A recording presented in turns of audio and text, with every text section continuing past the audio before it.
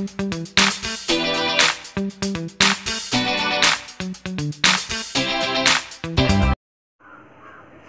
दोस्तों, मैं Kumar hero sir आप सभी को इस YouTube चैनल पर स्वागत करता हूं। और आज के इस वीडियो में हम लेकर आए हैं एक सबसे इंपॉर्टेंट टॉपिक NCERT का 4.2। और इस एक्सरसाइज में स्टूडेंट्स जो है बार यह कहता है कि यह एक्सरसाइज बहुत ही हार्ड है, इसीलिए इस हार्ड एक्सरसाइज को आज हम आसान बनाने के लिए लेकर आए हैं उन सारे टॉपिक्सों को जो इस एक्सरसाइज को बनाने में बहुत ही मदद करता है। तो चलिए आप लोग वीडियो के अंत तक जरूर बने रहिए, ताकि आज आपको सीखने को मिलेगा कि 4.2 का हर एक क्वेश्चन, हर एक स्टेप जो है आपको आसानी से समझ में भी आएगा और पूरा क्वेश्चन आपसे बन जाएगा। तो वीडियो के अंत तक जरूर बने रहिए, और अगर आप नए हैं तो प्लीज चैनल को सब्सक्राइब कर दीजिए और बेल आइकन को दबा दीजिए, ताकि आपको इसी तरह का वीडियो मिलते रहे। तो चलिए आज का टॉपिक सबसे ज्यादा इंपॉर्टेंट जो टॉपिक है डिटरमिनेंट का प्रॉपर्टीज, आज हम लोग उसको स्टार्ट करते हैं। तो देखिए पहले लिखा हुआ है उसको प्रॉपर्टीज ऑफ डिटरमिनेंट्स या सारणी के गुणधर्म। तो पहला रही बात कि सारणी का गुणधर्म क्या क्या होता है, जानेंगे उन सब सारे गुणधर्मों के बारे में, और यह भी जानेंगे कि आखिर सारणी का जो गुणधर्म है या जो प्रॉपर्टीज है उसको जानने से हम लोगों को क्या फायदा है और क्या फायदा होने वाला है। तो आज उन सारे चीजों को हम लोग समझेंगे एक एक करके, इसीलिए आप लोग वीडियो के अंत तक जरूर बने रहिएगा। अब रही बात, स्टार्ट करते हैं टॉपिक प्रॉपर्टीज ऑफ डिटरमिनेंट के बारे में। प्रॉपर्टीज ऑफ डिटरमिनेंट्स को हिंदी में सारणी के गुणधर्म बोलते हैं, और जानेंगे आज डिटेल्स इसके बारे में। तो चलिए स्टार्ट करते हैं। इससे पहले आपको बता दें, पिछले वीडियो में हमने बताया था कि किसी भी डिटरमिनेंट का एक्सपेंड कैसे किया जाता है और आसानी से इसका आंसर आप कैसे निकालते थे। तो उसमें आपको बताए थे कि 2 जीरो अगर किसी रो या किसी भी कॉलम में हो तो उसका एक्सपेंड जो है सबसे आसान तरीका से किया जा सकता है। जैसे यहाँ देखिए आपके पास एक एग्जांपल है कि 0 0 2 और 1 2 3 1 5 1 है। इसका एक्सपेंड कैसे जल्दी में किया जाता है, आपको पिछले क्लास में बताया गया था कि जिस रो में या जिस कॉलम में 2 जीरो हो उसको आप पहले इस तरह से घेरा लगा ले। लगाने के बाद ये इसमें जो एलिमेंट बचे उसको आप लिख ले और साइन पता कर ले, यहाँ प्लस या माइनस और यहाँ प्लस है तो आप +2 ही लिखे, और इस 2 को भी आप घेरा लगा दे और इस तरह से लिख दे। अब ये इसमें जो बचा उसको लिखेंगे 1 2 1 5, और इसका आंसर आप आसानी से निकाल पाते थे। 5 - 2 यानी 2 × 3 यानी आंसर आया आपका 6। तो ये तो रही बात पिछले वीडियो की बात कि हमने सीखा था कि अगर 2 जीरो हो तो उसका एक्सपेंड आसानी से कैसे किया जा सकता है। लेकिन आज के इस टॉपिक में हम बात करने वाले हैं कि अगर 2 जीरो न हो तो उस टाइम क्या करेंगे। तो उसी के लिए हम लोग आज सीखने वाले हैं प्रॉपर्टीज के बारे में। और देखिए प्रॉपर्टीज का सबसे ज्यादा जो फायदा है कि आप क्वेश्चन देख के भी कोई एक नंबर का जो होगा उसका आंसर आप आसानी से बता सकते हैं। जैसे देखिए ये आपके पास एक क्वेश्चन है और इसका आंसर जो है आपको आसानी से बनाकर बिना बनाए हुए लिखा जा सकता है कि इसका आंसर जो है 0 होगा। अब 0 कैसे होगा इसको जानने के लिए आपको वीडियो के अंत तक बने रहना होगा। तो चलिए स्टार्ट करते हैं। आज के इस प्रॉपर्टीज में पहला प्रॉपर्टीज को देखते हैं कि पहला प्रॉपर्टीज इसका क्या है।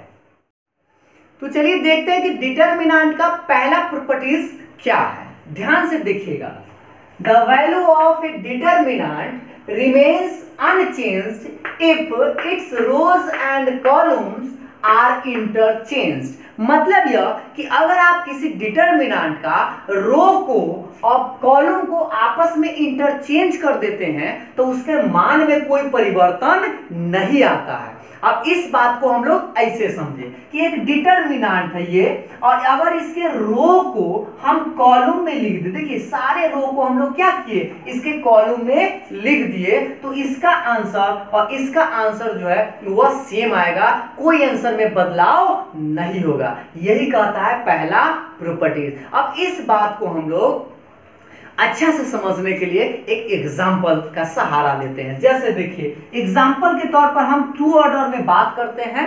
जैसे मान लेते हैं कि दो ऑर्डर में छोटा सा 2 3 4 5, ये मेरा फेवरेट है, ठीक है। हमेशा ज्यादा हम इसी एग्जाम्पल को लेते हैं। क्या है एग्जाम्पल? 2 3 4 5। अब ये एक डिटरमिनेंट है, मान लेते हैं कि एक डिटरमिनेंट है और इसका हम रो को कॉलम में इंटरचेंज करते हैं। जैसे आप ध्यान दीजिएगा, कहता क्या है कि आप रो को कथी में लिखना है? कॉलम में लिख देना है। तो आप देखिए, इसके रो, पहला रो को आप कॉलम में लिखिए 2 3, फिर इसके रो को कॉलम में लिखिए 4 5। तो इस तरह से आप रो को क्या कर दिए? कॉलम में इंटरचेंज कर दिए। अब देखिए कि इसका आंसर और इसका आंसर दोनों का सेम आता है कि नहीं आता है। देखिएगा ध्यान से, पहले इसको आप गुना कीजिए। तो 2 में 5 से 5 दूना 10 माइनस, और 4 में 3 से 4 3 12। इसका आंसर कितना है? घटाएंगे तो कितना आएगा? -2, क्योंकि 10 में से 12 घटाएंगे तो -2। अब देखना चाहते हैं कि इसका आंसर क्या आता है। देखिएगा ध्यान से, 5 दूना 10 माइनस 4 3 12। इसका आंसर कितना आया? -2। यानी दोनों का आंसर क्या आया? सेम आया ना। तो इस तरह से आप पहला प्रॉपर्टी समझ गए होंगे कि अगर रो को कॉलम में आप आपस में इंटरचेंज कर देते हैं तो उससे कोई फर्क नहीं पड़ता है। तो पहला प्रॉपर्टी आपको समझ में आ गया होगा। याद रखिएगा कि रो को कॉलम में बदल देने से कोई दिक्कत नहीं होता है। तो चलिए अब हम लोग देखते हैं कि दूसरा प्रॉपर्टीज क्या है। चलिए तो स्टार्ट करते हैं दूसरा प्रॉपर्टीज को। देखते हैं कि दूसरा प्रॉपर्टीज क्या है। ध्यान दीजिएगा, इफ टू रोज और columns of a determinant are interchange then the determinant retains its absolute value but its sign is changed. मतलब यह कि अगर आप किसी डिटरमिनेंट में दो रो या दो कॉलम को आपस में इंटरचेंज करते हैं तो उसका मान नहीं बदलता है, लेकिन उसका साइन बदल जाता है। अब इस बात को ऐसे समझिए। देखिए, मान लेते हैं कि यह एक डिटरमिनेंट है। अगर हम इसके दो रो को आपस में इंटरचेंज कर दें तो इसका मान नहीं बदलेगा, बराबर ही रहेगा, लेकिन क्या बदल जाएगा? साइन बदल जाएगा। जैसे इसको हम R1 को इंटरचेंज किए किस में? R2 में, तो इसका मान नहीं बदला, बट क्या बदल गया? तो साइन बदल जाएगा। अब इस बात को हम लोग एग्जाम्पल पर समझते हैं। जैसे देखिए, मेरा फेवरेट आपको पता ही होगा, आपको 2 3 4 5, ये मेरा फेवरेट एग्जांपल्स है। 2 3 4 5। अब इस एग्जांपल से आप समझना है आपको कि अगर दो रो को आपस में इंटरचेंज करते हैं या दो कॉलम को आप आपस में इंटरचेंज करते हैं तो उसका मान जो है नहीं बदलता है, लेकिन क्या बदल जाता है? साइन बदलता जाता है। तो जैसे ध्यान दीजिएगा, इसके डिटरमिनेंट को हम लोग इंटरचेंज पहले करते हैं। इसमें तो दो रो है ही, ये R1 है और ये क्या है? R2 है। अब दोनों को आपस में इंटरचेंज कीजिए। आप इंटरचेंज करेंगे तो 4 5 ऊपर चला जाएगा, 2 3 नीचे आ जाएगा।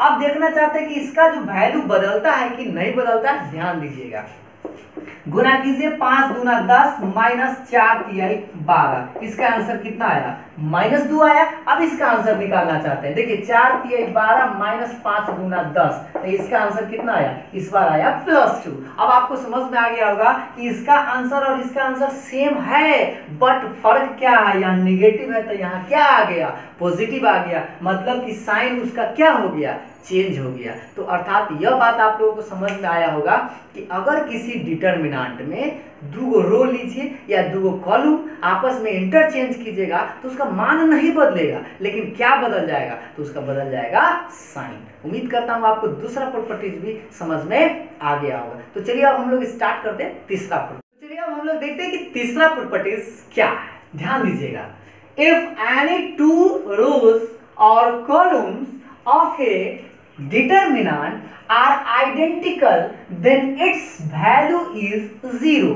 मतलब यह कि अगर किसी डिटरमिनेंट का दो रोज या दो कॉलम्स आइडेंटिकल हो अर्थात सेम हो तो उसका मान जो है वह क्या होगा? 0 होगा। अब इस बात को ऐसे समझिए कि अगर ये एक डिटरमिनेंट है, अब इसमें ध्यान दीजिएगा कि ये जो रो आपको दिख रहा है A1 A2 A3, ये भी यहाँ पर A1 A2 A3 है। तो आप गौर से देखिए कि पहला रो और इसका तीसरा रो जो है आपस में एक दूसरे के क्या है, बराबर है, तो इसका जो आंसर होगा डायरेक्ट हम लिखेंगे क्या, 0, क्योंकि R1 जो है R3 के बराबर है।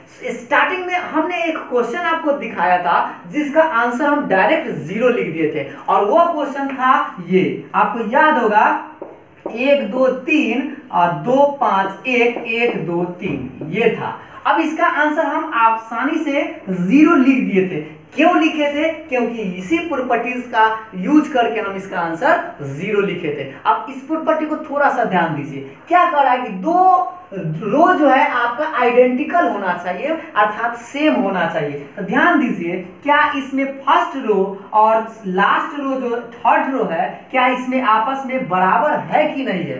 बिल्कुल है, तो इसका आंसर क्या होगा, डायरेक्ट आप 0 लिख सकते हैं। अब डायरेक्ट तो हम लिख दिए, लेकिन हम जानना चाहते हैं कि वाकई में इसका आंसर 0 आएगा कि नहीं आएगा। तो चलिए देखते हैं कि इसका आंसर 0 आता है कि नहीं आता है। चलिए इसको एक्सपैंड करते हैं। तो एक्सपैंड करने के लिए आपको पता है, ध्यान दीजिएगा, थोड़ा सा इसको पहले मिटा देते हैं।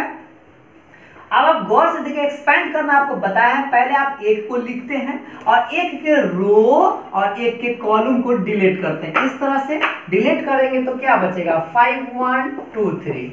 समझ में आ रहा है ना? डिलीट करना आप सीख चुके हैं पिछला वीडियो में।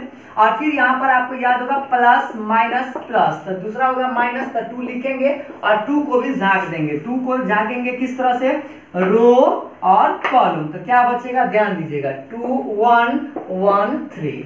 समझ में आ रहा है ना? अब फिर आप क्या लिखेंगे, 3 लिखेंगे, प्लस 3 और डिटर्मिनेंट का सिंबल लगाएंगे और 3 को भी रो और कॉलम को झांक देंगे। क्या बचेगा, 2 5 1 2।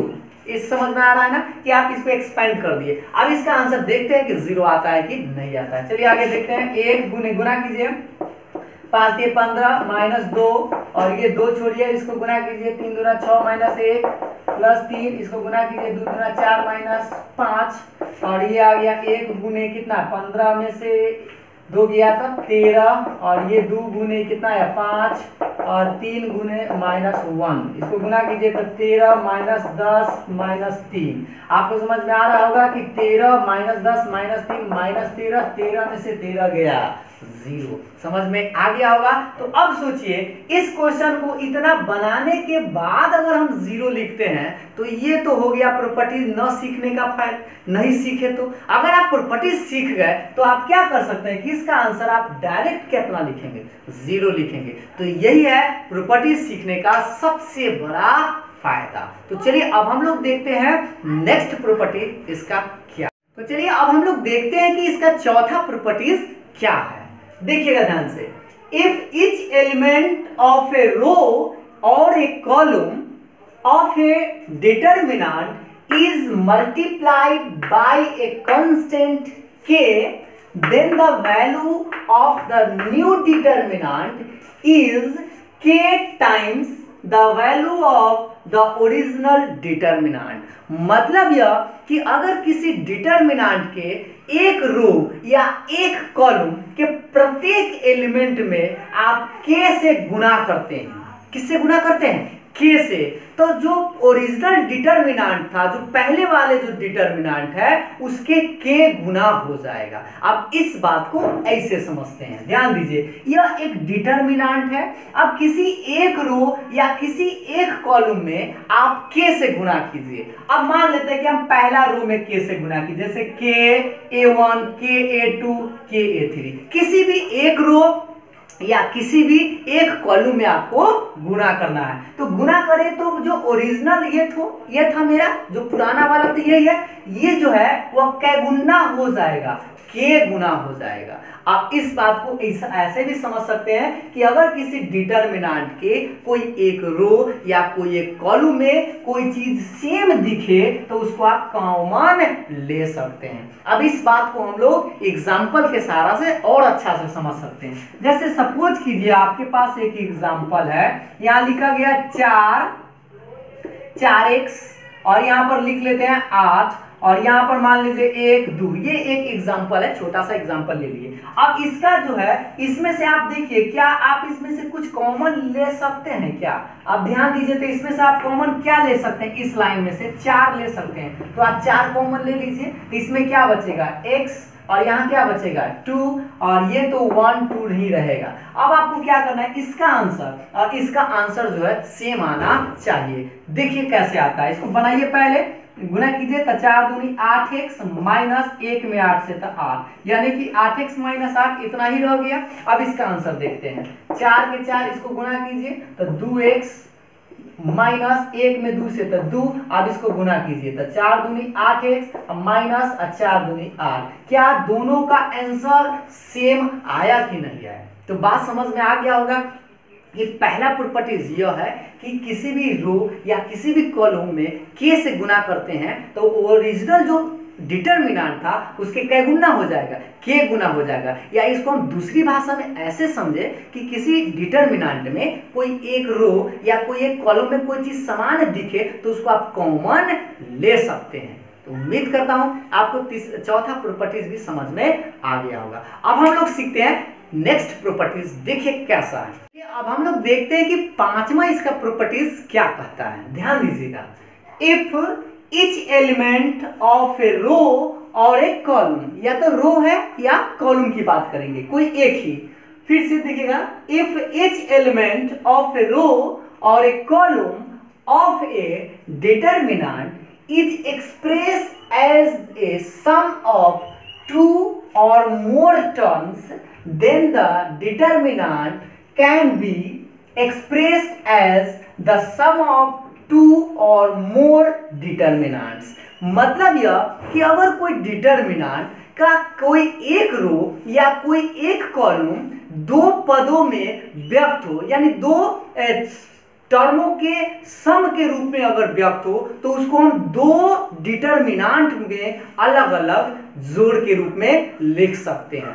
अब इस बात को ऐसे समझिए कि ये एक डिटरमिनेंट है और इसमें कोई एक रो, तो कोई एक रो, तो आप इस रो को गौर से देखिए, आप ध्यान से, ये एक रो है। अब इसके प्रत्येक मतलब एलिमेंट जो है उस सब में कुछ जुड़ा हुआ है, प्लस के रूप में लिखा गया है। तो इस डिटरमिनेंट को आप दो डिटरमिनेंट के प्लस के रूप में लिख सकते हैं। अब कैसे लिखते हैं उसको समझिए। पहले आपको क्या करना है, पहले लिखना पहला डिटरमिनेंट और दूसरा डिटरमिनेंट में कैसे लिखना है। पहला एलिमेंट, पहला जो एलिमेंट है वो पहला डिटरमिनेंट में लिखना है और बाकी सब जो नीचे है वो सेम रहेगा दोनों में। अब फिर दूसरा जो डिटरमिनेंट है उसमें कैसे लिखेंगे, ये दूसरा वाला K1 K2 और K3 दिखाई दे रहा है ना, और नीचे दोनों में सेम रहेगा। तो अब हम देखना चाहते हैं कि इसका आंसर और इसका आंसर दोनों का सेम आता है कि नहीं। इस बात को हम लोग एक छोटा सा एग्जांपल से समझते हैं। जैसे मान लीजिए कि आपके पास एक डिटरमिनेंट है, पर तन्नी को डिटरमिनेंट है, ध्यान दीजिएगा, 2 + x 5 + y 1 2, हम 2 ऑर्डर में लिए ताकि आप आसानी से इसको जल्दी से समझ सकते हैं। अब ध्यान दीजिएगा, 2 + x 5 + y 1 2 है, इसका एक रो जो है प्लस के रूप में लिखा गया है क्या, है ना। तो आपको प्लस के रूप में लिखा गया, तो इसको आप दो डिटरमिनेंट के रूप में प्लस योग के रूप में आप बांट सकते हैं। ध्यान दीजिएगा कैसे, पहला में लिखेंगे 2 और 5, 2 5, नीचे तो 1 2 ही रहेगा, दोनों में 1 2 ही नीचे रहेगा। अब दूसरा डिटरमिनेंट में बांटे थे x और y, तो इधर x और y, नीचे तो 1 2 ही रहेगा। ये समझ में आया ना कि डिटरमिनेंट में अगर प्लस के रूप में है तो उसको आप कै गो डिटरमिनेंट में बांट सकते हैं, 2 डिटरमिनेंट में। अगर 2 गो टर्म है तो 2 में, अगर 3 है तो 3 में, इसीलिए यहाँ मोर टर्म्स लिखा था। जितना ज्यादा टर्म्स होगा उतना उसका प्लस के रूप में हम लिख सकते हैं। अब देखिए कि इसका आंसर और इसका आंसर दोनों का सेम आता है कि नहीं आता है। ध्यान दीजिएगा, इसको अगर हम बनाए तो पहले इसमें 2 से गुना करें, तो 2 से गुना करेंगे तो 2 दूना 4 और ये 2x, तो 2x रहेगा। माइनस का साइन देंगे ना, माइनस का साइन देंगे, ई माइनस से गुना करेंगे तो ध्यान दीजिए इसको आप गुना कर सकते हैं, माइनस इस तरह से ले 1 में गुना करेंगे तो 5 + y ही रहेगा, लेकिन आप ब्रैकेट में लिखेंगे, ठीक है। और इसको आप इसी को पहले बना लेते हैं। ध्यान दीजिए 4 + 2x - 5 - y, क्योंकि ब्रैकेट टूटा था, चिन्ह बदल गया, इसको आप क्या लिख सकते हैं 2x -y और 4 में से 5 को घटाइएगा तो -1। मान लीजिए कि इसका आंसर इतना आया पहला डिटरमिनेंट का। अब हम देखना चाहते हैं कि इसका भी आंसर इतना ही आता है कि नहीं। अब देखिएगा इसका आंसर निकालते हैं। गुना करेंगे तो 2 दूना 4 माइनस में 5 प्लस इसका गुना कीजिए तो 2x माइनस y। अब देखिए इसको लिख सकते हैं 2x माइनस वाई, 4 में से 5 गया -1। क्या दोनों का आंसर सेम आया? तो ये है आपका पांचवा प्रॉपर्टीज कि किसी भी रो या किसी एक कॉलम में प्लस के रूप में है तो उसको आप दो डिटरमिनेंट के रूप में, योग के रूप में आप बांट सकते हैं। ये सबसे ज्यादा इंपॉर्टेंट प्रॉपर्टीज है, इसको आप याद रखिएगा अच्छा से, क्योंकि हम जब क्वेश्चन बनाएंगे तो इन सब प्रॉपर्टीजों का यूज करेंगे। ठीक है, तो अब हम लोग देखते हैं नेक्स्ट प्रॉपर्टीज क्या है। चलिए अब हम लोग देखते हैं नेक्स्ट इसका प्रॉपर्टीज। ध्यान दीजिएगा, इफ एनी रो और column of a determinant, a multiple of another row or column is added, the value of the determinant remains the same।